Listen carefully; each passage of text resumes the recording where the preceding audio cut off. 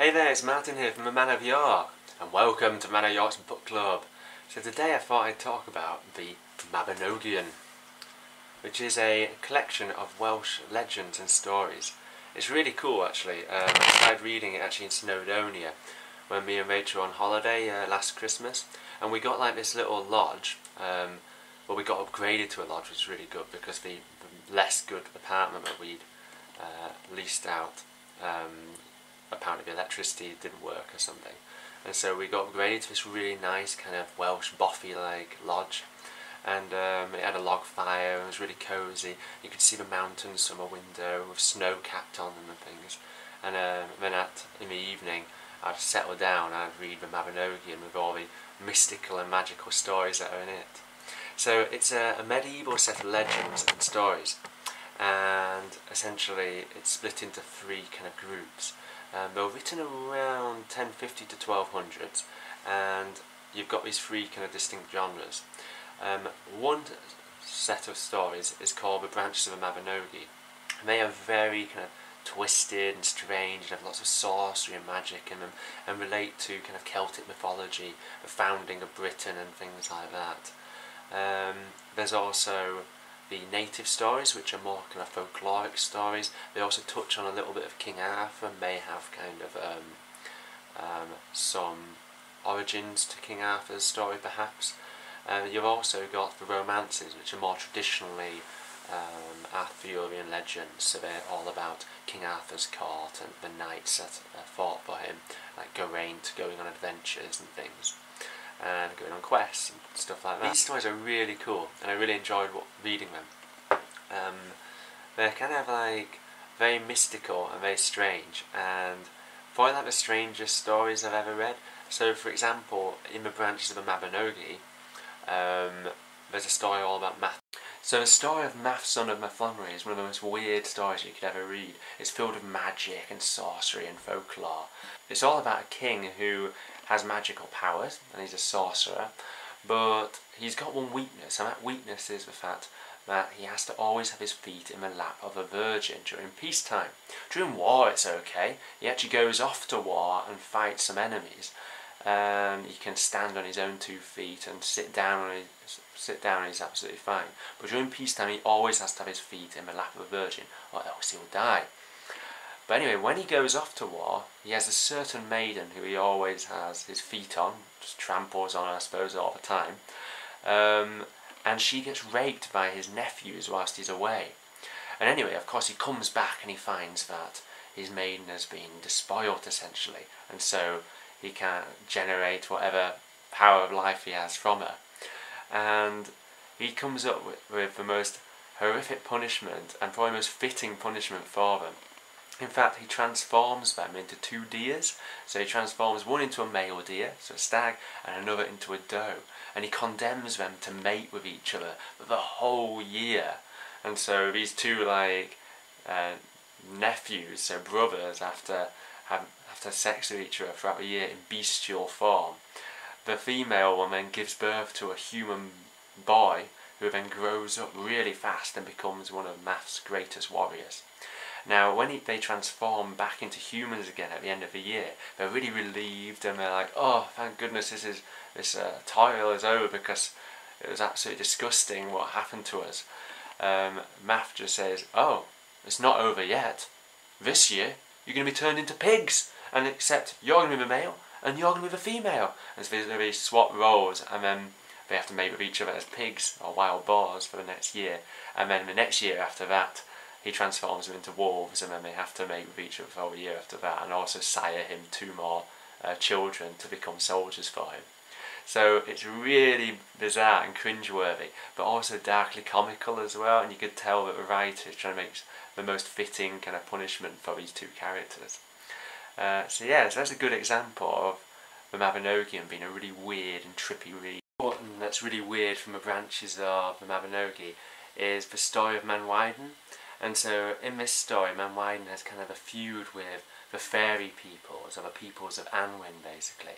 And to cut a long story short, essentially, his family, especially his wife Rhiannon, makes enemies with a powerful kind of fairy lord called Clud, I think it's Clud, or Clufu, and basically Rhiannon has offended him because his friend tried to trick her into marriage, and so she tricked him into a sack, and then her and her courtiers beat him up in this sack, basically in a game called Badger in the Bag, essentially. And so what happens is that Manwyden, who has married Rhiannon, he gets given land by Paideri. I think that's how you pronounce Paideri as well. And they get given land in Dyfed. But when they arrive there, all the kind of normal people, sort of farmers and yokels and everyone, just vanishes and disappears. And so the land has been enchanted and there's no one living there, which means that they can't sustain themselves because of their nobility, and so they need people to sustain them with food and crops and stuff like that. And so they have to become craftsmen, and they start travelling around the country, including England, and selling kind of leather goods like shoes and saddles. But the problem is that wherever they go, they are like creating competition for all the locals, and they're making the finest of goods, and so people keep on chasing them out of town. Eventually they go somewhere else to start farming, and they soon start having problems there as well, including Rhiannon and her son get frozen and disappeared, so they kind of touch like a golden vessel which freezes them, and then they vanish themselves, leaving Manwyden and Cavigi to look after the land. But then all their crops start being eaten by all these mice and things. So hundreds of mice keep on attacking their land and like eating all their crops. And Manwyden gets really angry about this, of course, and he lays in wait to try to catch some mice. But they're too fast for him, except this one really dumpy fat mouse who he manages to capture. He then sets up this tiny little gallows with a noose on it to hang the mouse, and he puts it on trial. And everyone is kind of really weirded out by it.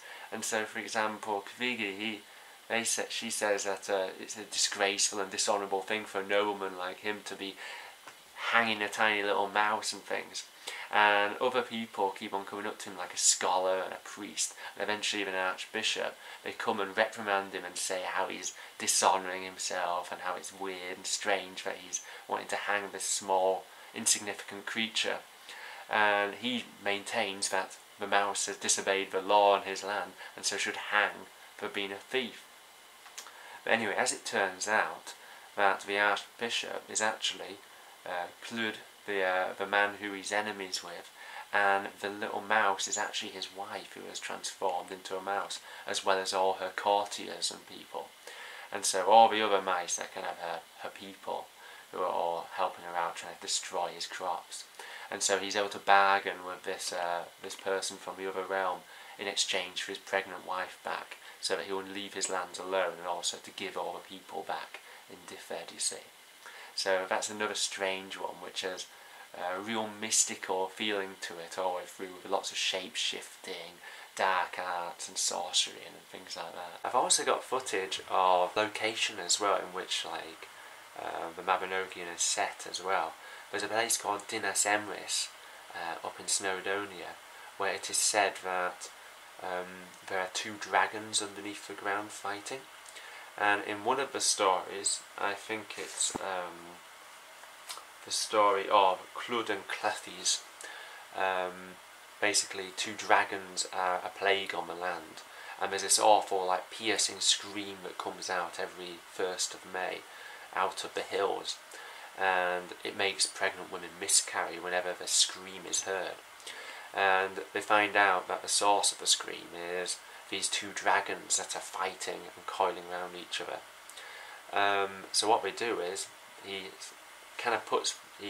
sort of tricks them into a vat of mead, which then transforms them into pigs, which then they're able to bury these dragons in a stone case underground. Yeah, really weird stuff. Later on in Geoffrey of Monmouth's account of King Arthur and things, Vortigern, the King of Britain, he finds that his castle in Dinas Emrys is constantly collapsing and always falling into ruin. And the reason for this is because those two great worms retransformed into dragons, and underground next to a lake, a lake underground, there's a white dragon and a red dragon. And there's a really young Merlin in the story who reveals this to him. And Merlin reveals that the white dragon represents the Anglo-Saxons and the red dragon represents the Welsh. And this is actually where the Welsh flag of the red dragon comes from. What we went to, of course, is Carnarvon Castle. And Carnarvon Castle, which is one of the most awesome castles in the British Isles. If you haven't visited it yet, you should definitely go and see it. That's where the Emperor Maxim apparently had a dream of building his great kind of castle and city. And people believe that Edward I, who was reading kind of the stories of Arthur, was really inspired by this, and so wanted to kind of build his own Camelot in Wales to kind of show the Welsh who was boss, essentially. And so Carnarvon Castle has always been associated with that myth of King Maxim, who was an ancient Romano-British king, or emperor actually, who tried to take over Britain. But he's kind of romanticised in this story where he has a dream about becoming the greatest king of all time and marrying a beautiful kind of wife. So yeah, so pretty cool. My favourite one is the story of Geraint and Enid, which is a very Arthurian one, and that one has this strange kind of trippy moment where Geraint, who's a bit of a dickhead actually, like he's just a bit of a dick. He kind of he wants to go on a challenge and an adventure, and he gets told that if he splashes this vial of water onto a stone, then he will get a great enemy to fight, basically. And he wants to kind of joust and fight and defeat people with great valour, basically. He finds this vessel in the forest, and he takes it and he picks it up and he splashes the water onto the rock, which is nearby. And suddenly there is like a great kind of thunderstorm, which literally wreaks havoc upon the entire landscape, and the water and the raindrops are so fierce that he has to take shelter under his shield, because else he would die, and he's really kind of battered and almost wounded by the raindrops. But meanwhile, all the animals, the livestock in the land, are being killed by this rain, and all the woods and things are being torn apart into pieces. And when the rain stops and the sun comes out, he looks around and there's just complete devastation. And immediately, as soon as the rain has stopped, a black knight in armour rides up and challenges him, because he's the lord of those lands, and he's just gone and laid waste to it essentially just by one act.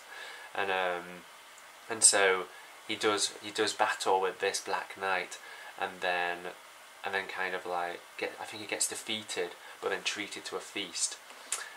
Later on he decides to try to prove his worth again, and so does the exact same thing, even though he's treated so well, and then ends up defeating the Black Knight.